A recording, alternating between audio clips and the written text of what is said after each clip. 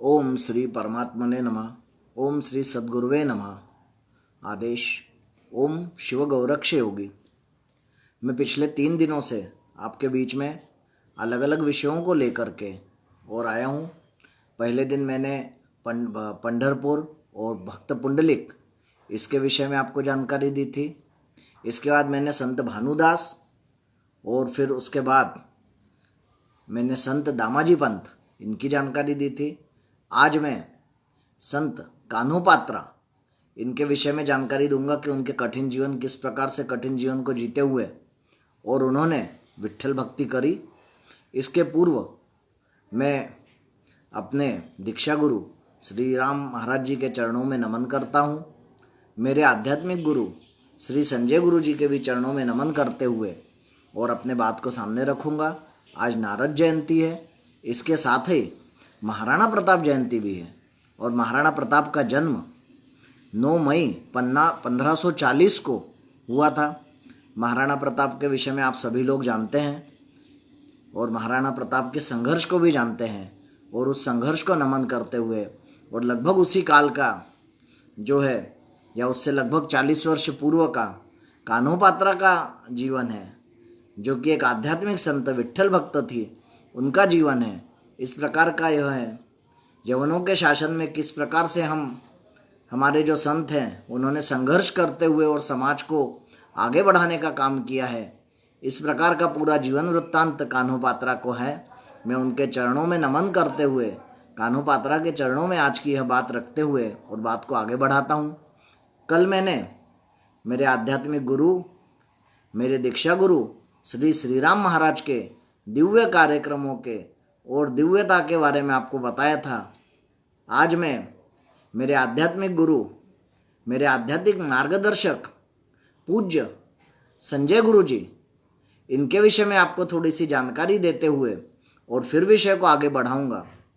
आज के विषय में मैं संजय गुरु जी के बारे में सबसे पहले आपको जानकारी देता हूँ। आपका पूरा नाम श्री संजय गोडबोले संजय गुरु जी और आप पूना के निवासी हैं। छुटपन से आपको भगवत भक्ति का आप में भाव रहा है और फिल्म लाइन में कैमरामैन इस रूप में आपने अनेक वर्ष काम करने के बाद 1986 को परम पूज्य अरविंद नाथ जी से भेंट होने के पश्चात उनसे दीक्षा ली और 1990 से लेकर के 1996 तक आपने पूरा स्कूटर से आप, आपकी पत्नी और छोटा से 1 वर्षीय बालक प्रद्युम्न, इसके साथ गुरुजी और थोड़े से गुरुजी की भक्त मंडली, ऐसे लोगों ने भारत का भ्रमण किया और श्रीमद् ज्ञानेश्वरी का प्रचार प्रसार इन 6 वर्षों में किया। इस प्रकार का दिव्य काम करने के बाद 1997 में आपने श्री संत सेवा संघ की स्थापना करी, जिसका उद्देश्य भारतीय जीवन मूल्यों को जन जन तक पहुंचाना, लोगों तक पहुंचाना, छत्रपति शिवाजी महाराज के तेजस्वी जीवन को या तेजस्वी जो जीवन रहा है छत्रपति शिवाजी महाराज का, उसको जन जन तक पहुंचाना, हमारे जितने संत वाङ्मय हैं उन वाङ्मयों को लोगों तक पहुंचाना, इस प्रकार के उद्देश्य को लेकर के और युवाओं में एक प्रेरणा निर्माण करना, इस प्रकार के कार्य आपने प्रारंभ किए।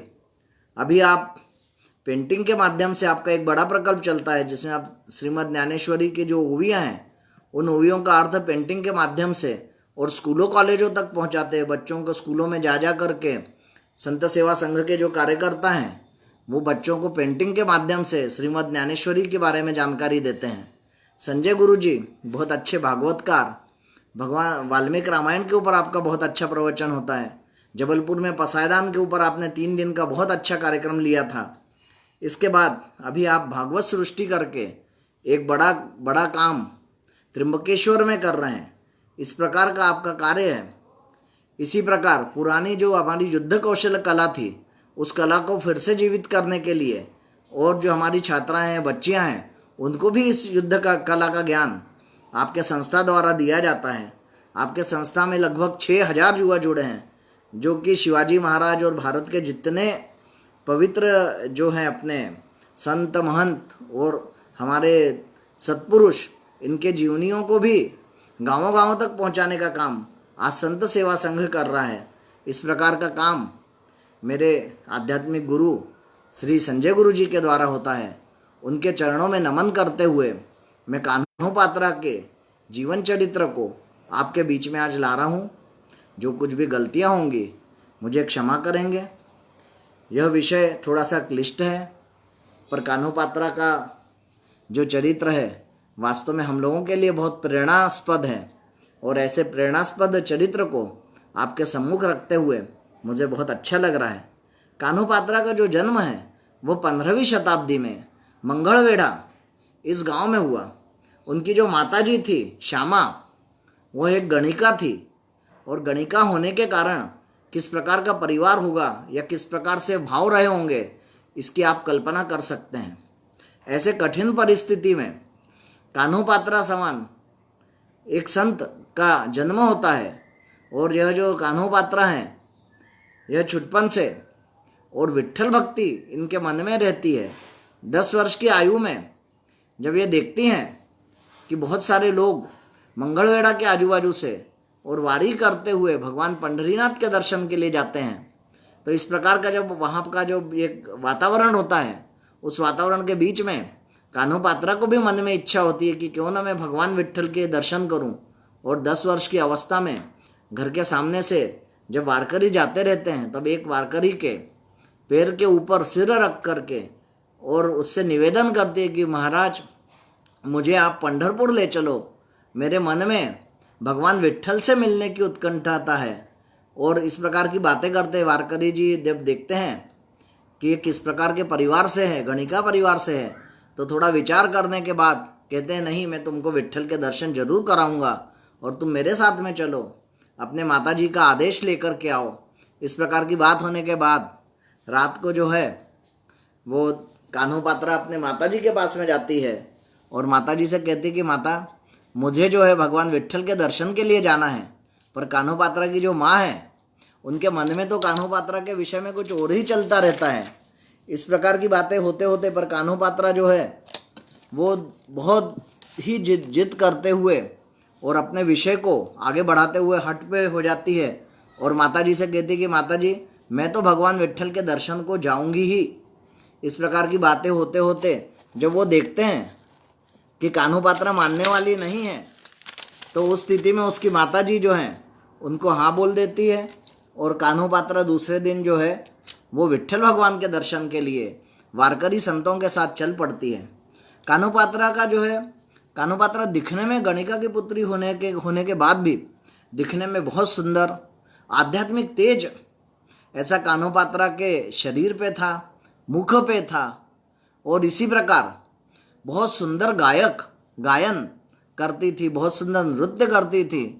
तो भगवान विट्ठल के अभंग गाते गाते कान्हो पात्रा उन वारकरियों के साथ और वारकरी महिलाओं के साथ जो सिर के ऊपर तुलसी का झाड़ लेकर के और भगवान विट्ठल की भक्ति में जय जय विट्ठल, जय हरि विट्ठल, जय जय राम कृष्ण हरि, और बहुत सारे अभंग नामदेव महाराज के, ज्ञानेश्वर महाराज के, चोखा मेला के, ऐसे गाते गाते और मंगलवेढ़ा से 15 किलोमीटर दूर चलते हुए और कान्हो पात्रा विट्ठल भगवान के द्वार पे पहुंचती है, विट्ठल भगवान के मंदिर में पहुंचती है।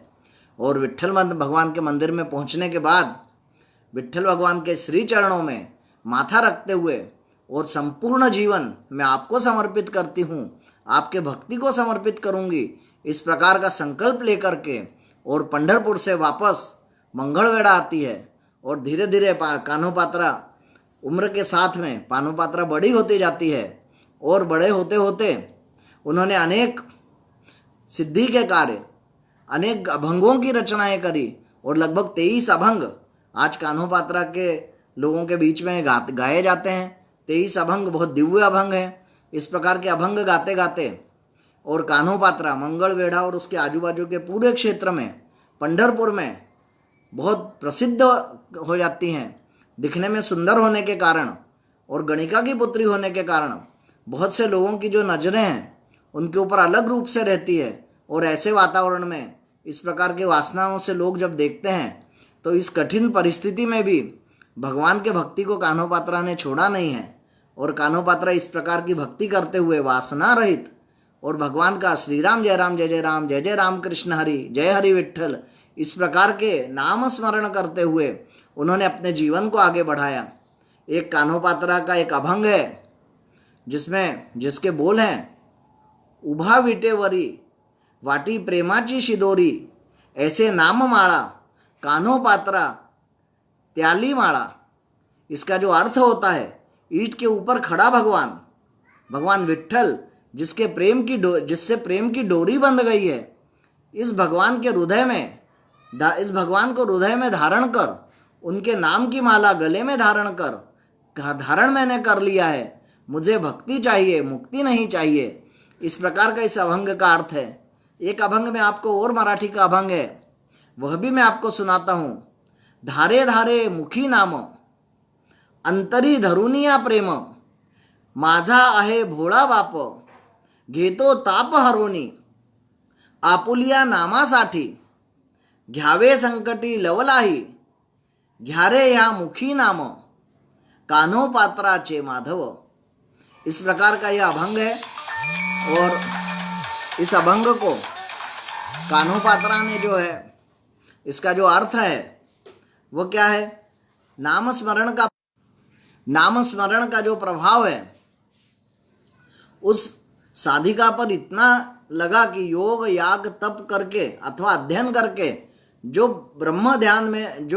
परब्रह्म ध्यान में नहीं आता, वह परब्रह्म भगवान विट्ठल नाम मात्र के स्मरण से ध्यान में आ जाता है और संकट के काल में दौड़ते हुए भगवान विट्ठल जो है वह साकार रूप में मदद करता है।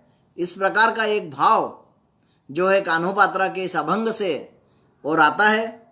इसी प्रकार कान्होपात्रा का एक अभंग का अर्थ और मैं आपको बताता हूँ, वह है नाम स्मरण से चित्त शुद्ध होता है। यह अभंग का अर्थ है, पापों की वासना नष्ट होती है। ऐसा अनुभव आया है कि नाम से जीवन तर जाता है, नाम से ही मुक्ति मिल जाती है। इस प्रकार से अनेक प्रकार के अभंग नाम स्मरण के जो अभंग है वो कान्होपात्रा ने लिखे, रचित किए और धीरे धीरे अपने भक्ति भाव को बढ़ाते हुए और युवावस्था में कान्होपात्रा पहुंचती है। वहाँ का जो बादशाह है, जो यवन बादशाह है, उसको कान्होपात्रा की जो ख्याति है वो इस प्रकार की थी कि कान्होपात्रा दिखने में बहुत सुंदर है और वहाँ का बादशाह कान्होपात्रा के ऊपर मोहित हो जाता है और कान्होपात्रा को पकड़ करके लाने के लिए और सैनिकों को आदेश देता है कि कान्होपात्रा को गिरफ्तार करके लाओ और किसी भी प्रकार से मेरे सामने पेश करो और मैं कान्होपात्रा को पाना चाहता हूँ। इस प्रकार का जो उसका भाव रहता है, इस भाव को लेकर के और कान्होपात्रा बहुत जो है विचलित हो जाती है और यह सोचती है कि मैंने अपने आप को भगवान विट्ठल को समर्पित किया हुआ है। इस प्रकार का भाव जब मेरे मन में है और मेरे साथ यह अन्याय होने वाला है तो ये मैं अन्याय कदापि होने नहीं दूंगी, क्योंकि मैंने अपने आप को भगवान विट्ठल को ही समर्पित किया हुआ है। अतः कान्होपात्रा मंगलवेढ़ा से निकल करके और पंढरपुर पहुंचती है और पंढरपुर में वीणा बजाते हुए भगवान विट्ठल जी का नाम स्मरण करती है और विट्ठल जी से कहती कि हे भगवान, मुझे अपने शरण में ले लो, क्योंकि मैंने जो है आपके लिए मेरा जीवन समर्पित किया है। मुझे वासनाओं से कुछ लेना देना नहीं है, मैं तो भक्ति मार्ग की संत हूँ और मेरे साथ में किसी भी प्रकार का अन्याय नहीं होना चाहिए। मैं तो आप ही का हूँ, जब सब कुछ आपको मैंने समर्पण किया हुआ है। इस प्रकार की बातें करते करते और कान्होपात्रा एक दिन पूरा नाम स्मरण करती है, रात को नाम स्मरण करती है और सुबह के समय श्री विट्ठल जी के चरणों में अभींगे आँखों से और समाधिस्थ हो जाती है, शरीर से प्राणवायु को छोड़ देती है। इस प्रकार का कान्होपात्रा का भगवान विट्ठल के प्रति जो समर्पण है वह अद्भुत है। और जो कान्होपात्रा की जब समाधि हो जाती है, कान्होपात्रा का जब शरीर छूट जाता है, तब पंढरपुर के जो पुजारी लोग रहते हैं वह सब मिलकर के निर्णय लेते हैं कि कान्होपात्रा की जो समाधि है वो पंढरपुर के दक्षिण द्वार के ऊपर बनाई जाए। तो आज दक्षिण द्वार के ऊपर कान्होपात्रा की समाधि आज भी बनी हुई है, जिसके ऊपर एक तराटी का पेड़ उस काल से वृक्ष जो है आज है और वह भी वृक्ष आज भी हरा भरा है। इस प्रकार की समाधि होने के बाद बादशाह को जब पता लगता है और बादशाह के सिपाही ढूंढते हुए कान्होपात्रा को जो है वो पंढरपुर आते हैं और पंढरपुर में जब सिपाहियों को पता लगता है और पुजारी कहते हैं कि कान्होपात्रा तो शरीर छोड़ चुकी है, इस प्रकार की जब बातें आती हैं तब उस समय सिपाही लोग जो को विश्वास नहीं होता। पुजारी बहुत विश्वास दिलाने की कोशिश करते हैं, आखिर में पुजारी कहते हैं कि हम स्वयं बादशाह के पास चल के और यह समाचार बादशाह को देंगे। इस प्रकार की जब बात आती है तो पुजारी सोचते हैं कि जाते जाते हम थोड़ा सा भगवान विट्ठल का प्रसाद जो है वो बादशाह के लिए लेकर के जाएंगे। इसलिए भगवान को प्रसाद दिखाते हैं और वो प्रसाद लेकर के बादशाह के पास जाते हैं। और बादशाह जब उस प्रसाद को देखता है तब उस प्रसाद में एक केस, सिर का बाल यह दिखता है। और जब सिर का बाल जब प्रसाद के थाली में देखता है राजा, तो राजा क्रोधित हो जाता है और पंडितों से कहता है, वहाँ के पुजारियों से कहता है कि तुम लोग मुझे मूर्ख बना रहे हो, कान्होपात्रा यह जीवित है, अतः चल करके और मैं स्वयं देखूंगा। पुजारी कहता है नहीं महाराज, ये भगवान विट्ठल का ही केस है। तो इस प्रकार बोले भगवान की मूर्ति में केस कैसा हो सकता है। तो भगवान को इस प्रकार की जब बातें आती तो पंडित कहता है आप स्वयं चल करके, बादशाह से कहते कि आप स्वयं चल के इसको देख लो। और स्वयं चल करके और बादशाह भगवान के पंढरीनाथ के मंदिर में आकर के इस घटना को स्वयं देखते हैं और भगवान के सिर के ऊपर केश हैं यह देखते हैं और देखने के बाद फिर वापस चले जाते हैं। इस प्रकार की यह घटना घटी हुई है। किस प्रकार से हमारे साधु संतों पर उस काल में अत्याचार हुए हैं, यह इस घटना से जो है सामने आता है कि जो आध्यात्मिकता जो है हमारे देश में किस प्रकार से उस यवनों के काल में किस प्रकार से कुचला गया आध्यात्मिकता को, यह भी इस घटना को बताता है। इस प्रकार से दिव्य संत कान्होपात्रा, इनकी समाधि आज दक्षिण द्वार पे। मैं आपको एक बात और बताना चाहता हूँ विट्ठल भगवान के भक्ति के बारे में, विट्ठल भगवान के मंदिर के बारे में। विट्ठल भगवान के मंदिर जो कि हम कहते हैं सामाजिक समरसता का मंदिर है, भगवान विट्ठल सामाजिक समरसता के घोतक हैं। इस प्रकार की जब बातें आती हैं तब आप सबसे पहली जो सीढ़ी है विट्ठल भगवान के द्वार से अपन जब अंदर आते हैं तो पहली सीढ़ी पे भगवान नामदेव, संत श्रेष्ठ नामदेव की समाधि है। उसी समाधि के सामने चोखा मेड़ा की समाधि है, जो कि मंगलवेढ़ा के महार समाज के अपने एक बहुत दिव्य संत हुए हैं चोखा मेड़ा, उनकी समाधि जो है वो पंढरीनाथ के मंदिर में है। और तीसरी समाधि जो है वो कान्होपात्रा की पंढरपुर के दक्षिण द्वार पर है। इस प्रकार की यह 3 समाधियां हैं। कान्होपात्रा ने अपने जीवन में जो बोला वो ये कहा कि आप बहुत अधिक वेदों के अध्ययन की जरूरत नहीं है, यज्ञ की जरूरत नहीं है, तप की जरूरत नहीं है, आप सिर्फ नाम स्मरण करो, भगवान का नाम लो, भगवान के मंत्रों का नाम लो। और भगवान का नाम स्मरण करते करते भगवान सजीव रूप में और आपको दर्शन देंगे। इस प्रकार का भाव, इस प्रकार का संदेश कान्होपात्रा ने अपने जीवन में और दिया। इस प्रकार का एक कान्होपात्रा का खुद का एक चरित्र है और बहुत सुंदर चरित्र, आकर्षक चरित्र है। भगवान जो है विट्ठल के जितने भी संत, अनेक सामाजिक संत जो हुए, या जिसको अपन कह सकते हैं कि सामाजिक समरसता के संत, जो अलग अलग जातियों में, अलग अलग बिरादरियों में होकर के और जिन्होंने भगवान विट्ठल की भक्ति करते हुए और भगवान विट्ठल को प्राप्त किया, इस प्रकार के संतों की एक पूरी रचना हमारे पंढरपुर के क्षेत्र में, महाराष्ट्र में, जिसको हम संतों की भूमि कहते हैं, इन संतों के भूमि के ऊपर है। और निश्चित ही मैं आपको अब कल जो है गोरा कुम्हार समाज के जो हमारे संत हैं गोरा कुम्हार, इनकी कथा आपको कल बताऊंगा। आज मैंने आपको प्रयास किया कान्होपात्रा जी के जीवन के बारे में बताने के लिए। संत सेवा संघ के श्री संजय गुरु जी, इनका कार्य बहुत बड़ा है और मैंने बहुत छोटे रूप में उनका कार्य में बताने में पूरा एक वीडियो मेरे को अलग से बनाना पड़ेगा, संजय गुरु जी का प्रभाव और कार्य इसको लेकर के। परंतु मैंने बहुत संक्षेप में संजय गुरु जी का परिचय आज आपके समक्ष रखा। मेरे से जिस भी प्रकार की गलती हुई हो मुझे क्षमा करेंगे। हम सब लोग निश्चित रूप से नाम स्मरण करते हुए, भगवान का नाम करते हुए और भगवत भक्ति को प्राप्त करेंगे, इस प्रकार की मैं कामना करते हुए आज का यह वीडियो समाप्त करता हूँ, यह लाइव समाप्त करता हूँ। जय जय राम कृष्ण हरि।